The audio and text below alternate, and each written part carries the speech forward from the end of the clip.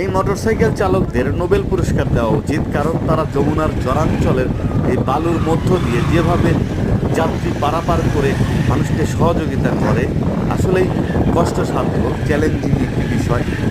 যমুনার চরাঞ্চলের মানুষের জীবনকে, যাত্রাকে সহজ করে দেওয়ার জন্য তারা ভাড়ায় মোটরসাইকেল নিয়ে চলাচল করে।